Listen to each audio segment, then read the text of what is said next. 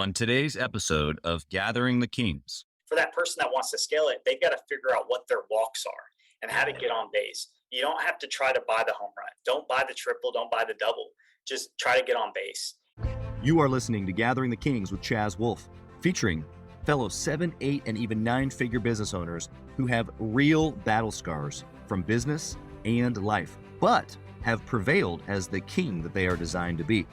We welcome high-performing entrepreneurs to the stage in order to reveal the real of the real on what it takes to build a successful business today. We dissect the good and bad decisions they've made along the way that give a true and accurate picture of the journey of success and how you too can get there. Through this dialogue, you will learn the value of growing your network and surrounding yourself with power players and kings like today's guest. Grab your pen and notebook because we're about to dive in. Chaz Wolfe, I'm back. I've got Nathan Bowers here on the King stage. Bro, thanks for coming, man. Appreciate you being here. Yeah, no, thanks for inviting me. This is good, man. So thanks for checking out your stuff and excited to be here. Good, man. I appreciate that. You know, I've had several guests check things out, before they've come onto the show, and we've had just a ton of feedback, ton of good feedback from guests, of course, listeners. But for the listeners out there today, I think that they're in for an absolute treat. We got to know each other a little bit. You're obviously a king in business, but there's so much more to you than just the business. So I'm excited for our conversation to go to those other areas of life as well. I think they're going to get a big part of who you are today. So Nathan, tell us what kind of business are you in? Yeah, so the business that we're in mainly is real estate investing. I love real estate. So, right now we're doing mainly flips, just fix and flips, rehabs. Right now we're trying to build out a little bit more of a wholesale. And that's within a few different disposition techniques, not your traditional wholesale where you find an end buyer, that kind of thing, but more so how much inventory can we hold and dispo ourselves type stuff. So doing a lot of that. Land development, we got into that last year a little bit. So we're just looking to expand on that, and just honestly a lot of stuff real estate, and then seeing where that can branch out. There's always ideas coming every single day. So just where we can provide an opportunity, man. That's what matters most. So. Yeah, I love that too. The way that you just described your in and outs of real estate is really how I've described myself. Even like, I just love the creativity of real estate, because you can go this way and then you can turn a little bit and then you can come way over here, and right. you could do whatever you want, really. And so I'm anxious to get to know the back end of everything. And obviously you're running a big business underneath the tag of real estate investing. So before we get there though, before we get to kind of the business and how you've grown it up at this stage in the game, you're making excellent money. You've got systems and process in place. You've got a good team. Like, for all intents and purposes, the listener says you've made it, but you're still pushing. You're still trying new things like land development. You're still not satisfied. You're still reaching for more. Why? That's a great question, because I think we all come to that stumbling block of when is enough enough? It's a big question. But, I think it came to me really, towards last year, but more towards the beginning of this year. That the biggest thing for me was, if you have a skill, if you have an opportunity to build something and you're really good at building, then why do you stop building? And so I think for me, I really recognized that, even though, it's easy for us to try to be humble, we also have to recognize what is it that we've been, given, what gift have we been given. And so now I'm at a place where it's like, no, we can do so much more for other people. We can build other things. We can help train other people. We can help other people's success grow. And we just got to keep going. And otherwise we'll just be sitting around doing nothing. So I think we should keep building. So. That's cool. I heard you say two things, which I just so relate to. Number one is your gifting. And when you realize your gifting, or even your business identity, right? Because we have an identity of who we are, and then that translates into business, into our purpose. And so I'm hearing you say that once you've gotten clear on that, of like, really, why am I doing this? There's so much more than just, earning money to buy things. Of course, we need to do that, but it becomes bigger than that. And it becomes down to, okay, like, you're really good at, like what you said, is building. I just love that perspective. And I respect another entrepreneur that can just clearly identify that in themselves and then press into it and not be okay, and be okay with, like, maybe sometimes working long hours or trying to get new connections, or the things that maybe you don't have to do, but you do them anyway, because it's who you are. It's who you're designed to be. The second thing I heard you say is the helping other people, man. Like, is that something that just came this last year, of like expanding that out? Because it's very kingly, right? It's not like, it's not self-centered, and that point that you're talking about. It's the kingly perspective to take care of others inside the organization or inside the kingdom. And that's what you've got now. Is that the new part, or has that been around for a while? Like, tell us about that.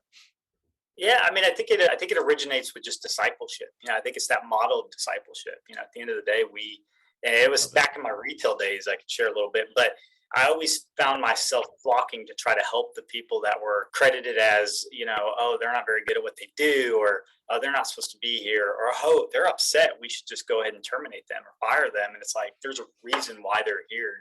And so it's just trying to find those people, and we call ourselves the oddballs, but we're an oddball group. And the reason why is because we want everybody to know it doesn't matter. You don't have to have this certain stigma to you, or education or experience. All of that's important. Don't get me wrong. But yeah, just being able to help people that genuinely want to, succeed, and you help guide them along the way, disciple them, and then hopefully they do the same thing for others. So.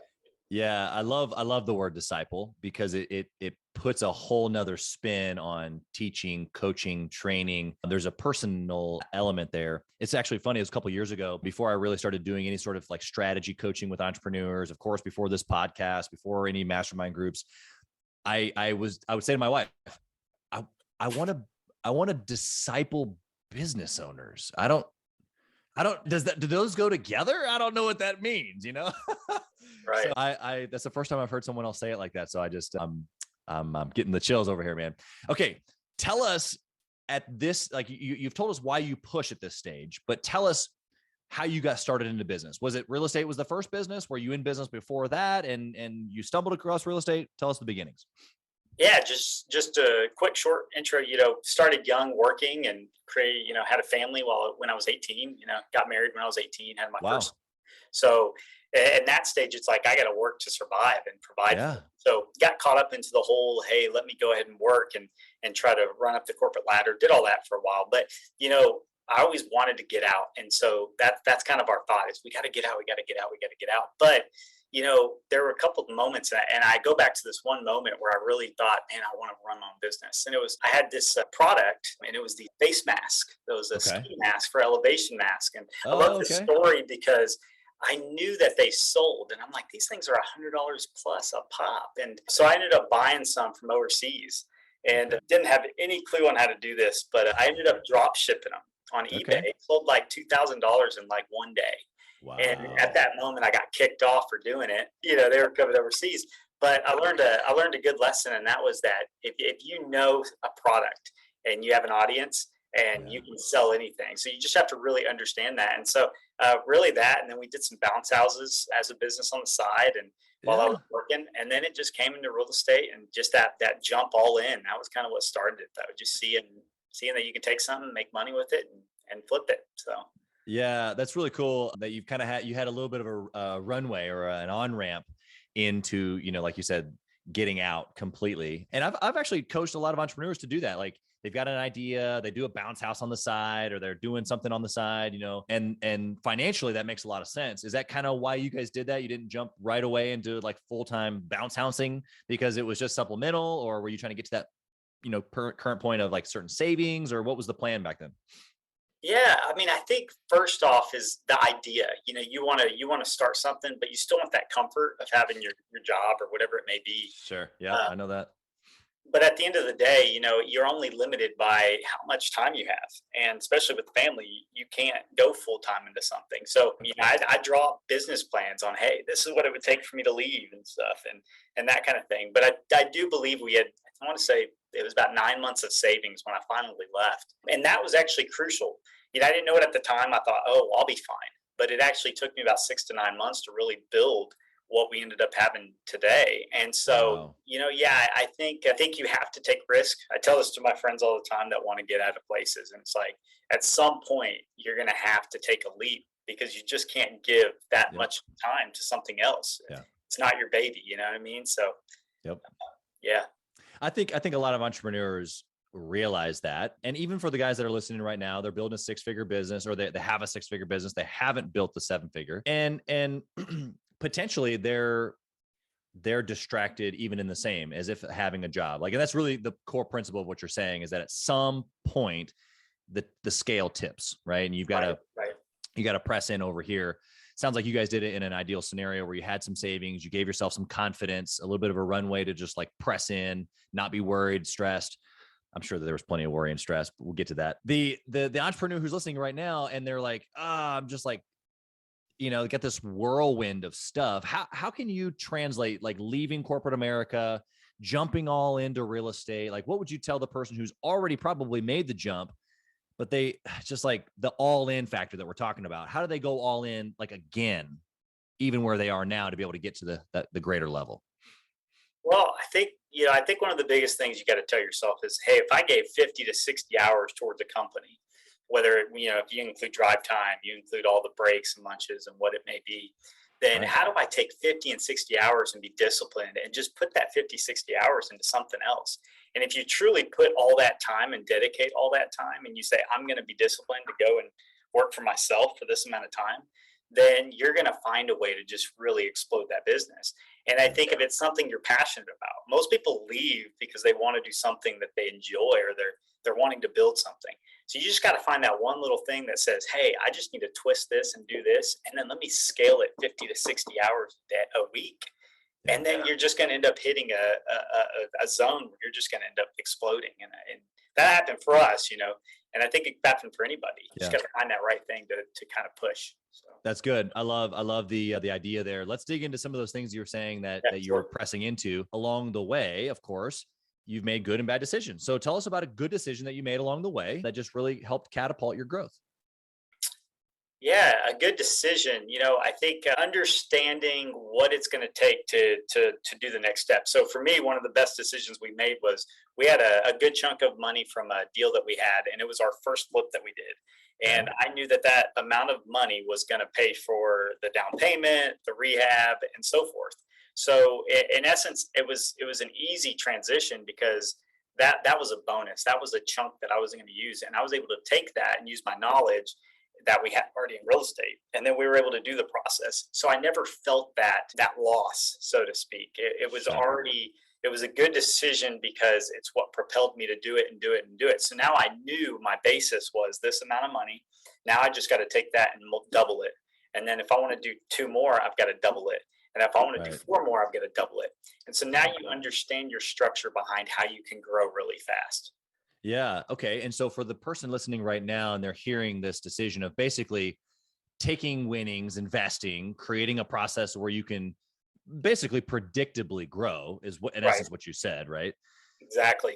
How does someone at like a $200,000, $300,000, $400,000, $500,000 business implement what you're saying from a high level? Like they gotta hone in on their systems. They got to be able to invest. What are they investing in? I use this line from a movie all the time, and it's the movie from Moneyball. I'm allowed to speak that up here, but Moneyball, the process behind that is that you're not buying, the best players. You're buying wins by buying runs. You're buying runs by being on base. So I think for that person that wants to scale it, they've got to figure out what their walks are and how to get on base. You don't have to try to buy the home run. Don't buy the triple. Don't buy the double.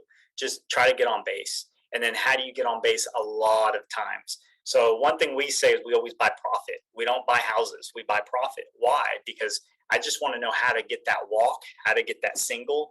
And then I know if I get that many and that many and that many, I'm going to end up buying myself a win. And then I want to win this many times in a year. And I think that's the key, working backwards and finding out what your walks and your singles are. Dude, we could end right now. And they would have so much to go work on. I've used different language, but man, it's the same exact thing. It's like you have to create a repeatable process. And semantically, it's acquisition or marketing, sales, client fulfillment, or your project for you, and then finance. And if you can just hit the repeat button enough times, the business is going to grow. And I think you're 100% right. Like people are trying to swing out of the park and they're frustrated because they're working 80 hours a week trying to swing out of the park when all we really got to do is get on base. Right. Exactly. It's like winning is the drug, right? Like exactly. don't worry about the grand slam. It's just like, you just got to get a win. And the win is to get on base, is to make the small move today. And how many times can I make that small move today, this week, this month, to end toward the actual target, So such great perspective. How did you learn that? Like what part of your journey did you get that information? Yeah, it's a great question. I always ask myself that sometimes, but I think it's just a culmination of just all the different people I've seen. A lot of times you see stuff behind the scenes, and this goes back to that philosophy of everybody's watching, right? You don't know who's watching, but everybody is. And so I think I would just take a lot of nuggets from all these different little places and say, okay, well, I've seen they're successful and they're doing it the right way. They don't have to teach me directly, but I can just see what they did and implement that. And so there were many people along the way, just reading books and different things of that nature. But I think also just like watching that movie, you can do something, but then once you see, I love sports. So I think sports is a great reference for a lot of us is how are the most successful franchises out there winning? Why do the New England Patriots win all the time? Why does Tom Brady win all the time? Why do these guys win all the time? Greg Popovich is a great example. And they always talk about it, fundamentals. You don't have to be flashy. You just got to figure out how to do it little by little and do it well, the fundamentals. And so I think it applies for any business that you're in, same thing. So. Yep. That's so good. That's so good. Okay. So let's flip the coin. Let's talk about a bad decision that you've made that was terrible. Keep us out of the red zone. I've said this, there's been a couple times, but there's one specific time during this whole process, and I think it applies for anybody, is doing business with friends or very, very close people to you and not having the right expectations, not having it in writing. So to this day, there's only one property that we've ever lost money on. And it was a property that we did with the friend. And you would think with two great minds, you would do really well. But in essence, we didn't set the right expectations. And it's everybody's fault. It's not just one person. It's one-sided. But I think it goes to show, don't do stuff with people unless you really set those expectations and put it in writing. It's not hard to put something in writing, but somebody like me, you got to have somebody do it for you. So yeah, exactly. Yeah. So just to pull out the super clear nugget here, it's not don't do business with friends or family. It's if you're going to do business with anybody, clear expectations, especially with people that like and trust, like friends and family, are unbelievably important. And not just expectations of like, hey, here's what we're talking about, but it's written down, it's in an agreement. We know how it ends. And I've got a good friend who's, purchased and sold many companies just like I have. And so we've had these conversations of you have to build the end at the beginning, whether that's literally in your operating agreement, especially if you have partners, or if just in your projections, you have to think, what does 3 years look like? Where am I exiting? Who am I selling this to? Like you have to build the end right away. And that what you're talking about is 100% accurate, especially when you're really, really close with those people, because then feelings get in the way, Exactly. So. And it's money, money creates wedges, man. You got wrong expectations around money and people just freak out. Yeah, I totally agree. I can't blame them, but it can be easily averted, usually. Okay. So good expectations. How would you suggest outside of just like, an operating agreement? Is there any techniques that you would recommend there to create good expectations? I think, just really masterminding together. I think understanding what everybody's purpose is. One thing over those times that I've learned those multiple times is sometimes your gut will tell you immediately, hey, should I do this with somebody? And you would think immediately, of course I should, because they're so close to me. But, your gut will say, hey, you shouldn't do this. And, you would rather have that conversation of, hey, I can't do business with you than get into it and do it and then feel odd about it. So I think daily transparency to add to that is just speaking and being vocal. So like, don't let a week go by if you being irritated about how this process went, right? And not speak about it. If you have a problem, you need to be able to address it right then and, handle the conflict right then and not wait it out. And so, just daily, vocalization with that person, I think is key. I think you're 100% right. And I love what you said there too, being honest with each other up front. And if it doesn't work out, it doesn't work out. I've had those scenarios, even with super close friends. We go down the road with each other, looking at something, whether buying a business, doing a deal together. And one of us has that little gut feeling of like, And so and I'm like, look, it's a deal, right? Like friendship is always going to be, or family, whatever it is. Like you got to hold on to that piece first. So such great value. Thank you so much for that. Good perspective as well. Do you have, we're talking about good and bad decisions. Do you have like a process or like a discipline around making good decisions, especially maybe when it comes to your team or having other people involved, since you've been talking about expectations? No, that's good. I think for us, we talk about discipline. We talk about, well, two disciplines. One is make sure you have a starving audience to what you're going to sell. And what I mean by that is if we buy something and we know we've got a ton of buyers, especially right now with a lot of unknowns in the industry, but if we know, hey, there's a lot of people still under $300,000 wanting to buy. Okay, well, we have a starving audience. So that's the first discipline. Know that you can sell whatever it is that you're about to sell. Know that you have a bunch of buyers. The second thing is we look at a number. It's a very easy process. If we know we can make a certain number, and I'll be transparent, it's 25K is our number. So we don't look at percentages. We don't look at necessarily how big the rehab is. Okay. We just look at, hey, 25 is a good number because there's plenty of cushion, but then that's also our target. And I'll say this, over the last 2.5 years, roughly, we've had this discipline. And we've almost hit that number every single time. So it just goes to show if you just follow it and you understand what your disciplines are, you won't go and try to once again hit a home run and then all of a sudden be like, well, I knew I shouldn't have bought that because that's not our normal disciplines. Yep. So. Yep, exactly. Yeah, I recently got introduced to the term buy box, and that's in essence what you're referring to, right? Exactly. Yep.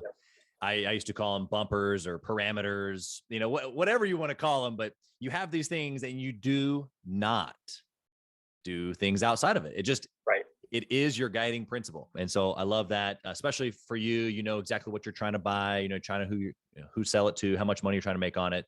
Obviously at this point, you've done hundreds of transactions, I'm assuming, but the opportunity for you to hit the repeat button becomes really easy when you have those things identified ahead of time. Exactly. Yep. And I would say it's probably the same thing. Like I'm thinking of a tradesperson, a guy building decks or a person who's doing marketing for people. Like if you have that buy box, for lack of better terms, that of what it is that I do, who it is that I service, and here's the spectrum. And if you just stay right there, you stay in your lane, then you can do it really well every single time. And like you said, out of all these transactions, you've lost money only on one. It becomes really predictable. Exactly. Which then you can build a team around and you can scale around. Like it's all the variables that you can't, Exactly. So. Okay. I've got some like speed round questions for you, but before we get there, I want to know, just because you've given me so much off air about just kind of like a little bit of your story and stuff. I want to know like life, business, all the other stuff, like not just real estate stuff. Tell me about disciplines or processes that you have that are outside of business, but that correlate to business in your life, marriage, just other things going on. I'm trying to pull out some of these rich nuggets you got. Oh yeah. Yeah. I mean, I've been married 19 years and 3 kids, got an 18-year-old. So, learning that process. I'm sure that in itself is a whole world. But I think the biggest things that you can do, and the biggest thing I think is always take the things that maybe you had mistakes, and then always try to say, okay, maybe I don't have to replicate that. So just like we want to replicate good things and replicate the walks and all that stuff, I think the biggest thing is replicating the thing, or not replicating those mistakes and trying to build from them. So it's like, okay, this might have happened with, when we first raised our first child, but when we do our second child, okay, well, maybe we know now, okay, don't do that. And then with the third, it's like, oh, okay, this becomes normal. So things like that have been the biggest things from a family standpoint. And then I think just valuing time, little things like that, and then including him, right now, my biggest focus, and it's one of those things where I'm learning, is trying to teach, my youngest about finances, talk more about it. Set more goals, because it's not something you think about because you're like, why would they want to know that? But it's so valuable because they're going to remember those things, just like we remember stuff when we were younger. And it's like, oh yeah, I remember those memories. Yeah. So yeah, just yeah. Give us, if you don't mind, give us like, how are you teaching them about finance? I have 3 young ones as well, like we talked about, and so I'm always looking for ways to talk about not just money, but the value of commerce and business and value and exchange and all that, right? But so how are you doing it? I'm curious. Yeah, so just a couple little things over the last, couple months. One thing was, it was this method I learned from a good friend of mine, a great financial advisor. And he was just talking about give them each $5 and say, hey, you can either give this away or you can go and invest it. And, do whatever you want with it. And so just giving little challenges like that. And for my children, they both wanted to just give it away, which is perfectly fine because it teaches also that process of giving. But then also just talking about investing. If you have $5 and you can go spend that on a video game or something, right? And then it's like, well, what if you take that $5 and just saying, hey, we're going to buy this piece of land. You can put that $5, and if it increases 20%, I'll give you a 20% return on your 5, which makes them $1. So it's just little things like that saying, wait, I can do nothing and put this money into this and make $1. Okay, well, why not? That makes sense. So trying to keep it simple and easy, so then that way it doesn't become so complicated when, if they want to build something later on and do it their way and whatnot. So little challenges, I think, can go a long way. So yeah, I think the point that hits home for me in listening to you, and obviously I'm already doing these things as well, but it's just the intentionality, right? It's like, as a business owner, as a successful business owner, how do we translate that to the children or the next generation? Which is, you can't just assume, you can't just by osmosis, just because they're around you, assume that they're paying attention and learning all these things. No, you got to be intentional, just like you were about building your business. Like you're building a human, you're building their intelligence, their understanding of money, business, commerce, all that, So I just love that. Okay. You ready for the speed round? Sure. Let's do it. The first question is, if you could only pick one metric in the entire business to track forever and ever, what would it be? Profit. Okay. I always got to go profit, man. If you're not making money, you're not making money. Yeah. You just keep it simple. Keep it, does it make money? What you're buying, what you're selling. Is there profit in between? And I think you can do everything with that. That's your hub. That's right. You got to know that number. Okay. Second is, what book would you recommend to a 6-figure owner trying to get to that 7-figure mark? Oh, what book would I recommend? That's a good one. It's actually, I'll probably recommend something that's been recent, and it's a good one because I think most people get them wrong. Legacy Journey by Dave Ramsey. Okay. A lot of people know Dave Ramsey as hey, get out of debt, don't spend any money, all this other stuff. But no, the guy's got such financial advice. And once again, it goes back to audiences. So in this book, he talks more about how to elevate yourself to those levels. You said exactly just what you said, 6-figure to 7-figure. That's exactly what he's talking about. And he's speaking from a language that I think most people can understand. So that's awesome. Well, great. I haven't heard of that one. Obviously, I'm familiar with Dave. So that's a great book that I'll have to get for myself. Next question is, do you intentionally mastermind or network with other entrepreneurs, and why? Yeah, I think I do. I might do it a little different. I'm a little organic probably in this. I'm not a big events guy. We don't go to events, and that's again one of those disciplines. It's like, I don't need to fly out and do these things. But I will say this one thing, and this is something just I think goes back to, my faith, is how do you become a servant? So my thing is, if you want to network with somebody and you want to get something, how do you serve them? How, you can serve them in many ways. Hey, can I help you by doing this? Or, hey, I noticed you're in this field. Would you mind if I just did something for you and you check it out? Whatever you can do to help serve them, I think that'll get their attention. And I think that'll show at least that push towards saying, I want to learn and I'm willing to work towards the learning. But yeah, just how to be a good servant is a good way to be humble in the sense that, hey, I can grasp everything that this person's about to tell me, and then just take it in and apply it, take it in and apply it. That's right. And that kind of, we could talk a whole podcast on just that. But what I heard you say that I want to pull out for the listener is the application of what's either learned in a group or in a conference, or like you said, even if just meeting an individual, when you learn it, the next step you said was then apply it. And that's a huge gap for a lot of people. They hear it, they go to a conference, like you said, or maybe they are in a local, networking group or something. They learn something and then they write it down. And it's like they never learned it, like they don't go apply it. So any things that you've done there, as far as whether it be disciplines again, or just things that have helped you take from like hearing it to understanding it to writing it down to actually implementing it? Yeah, well, I'll share something that I just got the other day, and I read this from a guy. This goes back to the starving audience, but I think it'll apply to anybody. Is if you have a starving audience, you take, and this is just something simple. You take a bar crowd, right? 2:00, I guess everybody gets out of the bars or they close down, right?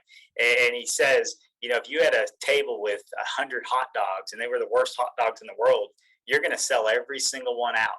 Doesn't matter what they were like, because you have your audience, you have a product, and you're offering it to them. And so I think from an application standpoint, that really got me thinking, not so much, hey, all about real estate, but I also, I'm in the process of how can I just take that little model and just go and reapply it? Because, you could do that with anything. And so, for me, I will go back to we used to do these things called tax sales where you would go to the auctions and buy these cheap properties and they were tax foreclosed. And so I learned all about them in about a day and was like, oh, you can resell these since they've been 6 months. So we'd buy these things for $100, $200. And then we would just go and sell them once we got, all the liens cleared up and all that stuff for like $3,000. Yeah. And so it's same thing. You take something simple, you have an audience, you buy it and you apply it. Now, if I never went to that tax sale, I would have never even knew that was possible.